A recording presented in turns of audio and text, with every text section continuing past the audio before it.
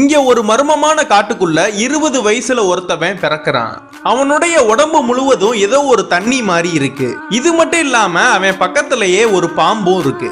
அந்த கொடூரமான பாம்பு இவனை கடிக்க வரப்ப அந்த பாம்பை புடிச்சு இவனுக்கு இவனே ப்ரொடெக்ட் பண்ணிக்கிறான். அந்த காட்டை விட்டு சிட்டிக்குள்ள வந்து அந்த ரோட்ல போற வண்டிகள் எல்லாம் ஆச்சரியமா பாக்குறான். ஆனா அந்த சிட்டியில இருக்கிற எல்லா மக்களுமே இவனை பார்த்ததும் கண்ணை மூடிட்டே தான் போறாங்க. ஏன்னா இவன் இப்பதான் பிறந்தனால ஒட்டு துணி கூட இல்லாம இருப்பான். இவன் இப்படின்னா இருக்கிறத பார்த்துட்டு போலீஸ் இவனை அரெஸ்ட் பண்ணி ஜெயில போட்டுடுறாங்க. அங்க போனதுக்கு அப்புறம் இவனுக்கு கொடுத்த சாப்பாடை எப்படி சாப்பிடணும்னு கூட தெரியாம இருக்கான். இவன் யாருன்னு தெரிஞ்சுக்கிறதுக்காக ஒரு டாக்டரை கூட்டிட்டு வந்து இவனை செக் பண்றாங்க. அப்ப பார்த்தா பிரிண்ட் அடிச்ச மாதிரி ஒரு படத்தை வரைஞ்சு காட்டுறான். இந்த படத்தை பார்த்ததும் டாக்டரே ஷாக் ஆகி இவனை வீட்டுக்கு கூட்டிட்டு போய் ஸ்டடி பண்ணலாம்னு நினைக்கிறாங்க. கொஞ்ச நாள் கழிச்சு பார்த்தா இந்த டாக்டர் ஃபேமிலி கூட எல்லாரு கூடயுமே பழகி நல்லா பேசவும் ஆரம்பிக்கிறான்.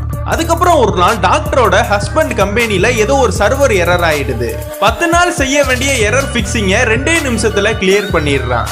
அப்பதான் டெக்னாலஜிஸ்ல மனிதர்களை விட இவனுக்கு அதிக நாலேஜ் இருக்குன்னு தெரிய வருது.